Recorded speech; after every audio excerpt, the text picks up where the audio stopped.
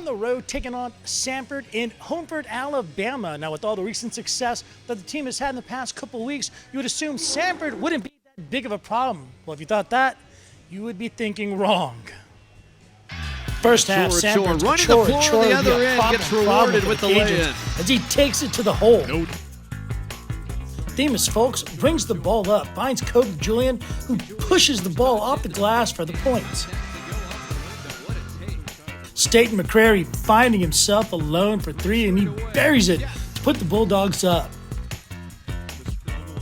Cajuns struggling early on, folks. Loses the ball, tries to dive and knock it out of bounds, but hits the deck. Riley Jones finishes the play with the layup.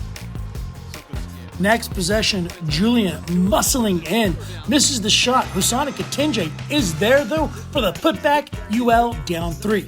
Still in the first, Samford looking good. Dallas Graziani scoops the ball up and lays it in the hole. McCrary again driving, doesn't spot up, but he takes the Euro step and it pays off. Cajuns responding. Julian, not just a bull under the rim, the man has touches, he buries the tray.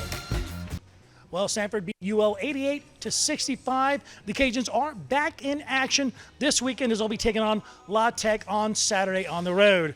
Also today, I hung out with Jeff Horchak as we headed over to LSU to meet up with Malik Nabers in an exclusive interview. We sat down and talked about what was it like coming out of Lafayette and then starring on the big stage there at Death Valley. The competition in the area, I used to, when I went against Acadiana, they had LT.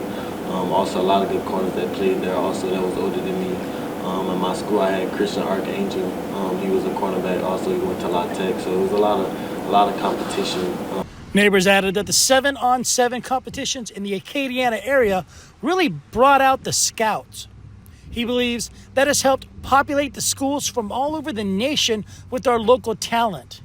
He also gave credit to someone else for his success, his mother. Make sure we ain't need for nothing.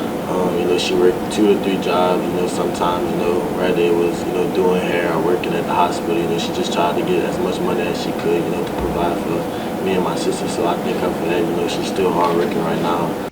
I had to know what it was like coming from Como and Southside High School to walking out of the tunnel at Death Valley. It was so wild, running out there, seeing everybody scream. I would never forget the first time, I sure would never forget the last time, especially when I first came out there, when I went back into the locker room, there was a lot of people that was screaming. We will hear more from Nabers throughout the rest of the week. Out here at the Adopted Dog Brewery, your real Ragin Cajun, Will Heron, News 15.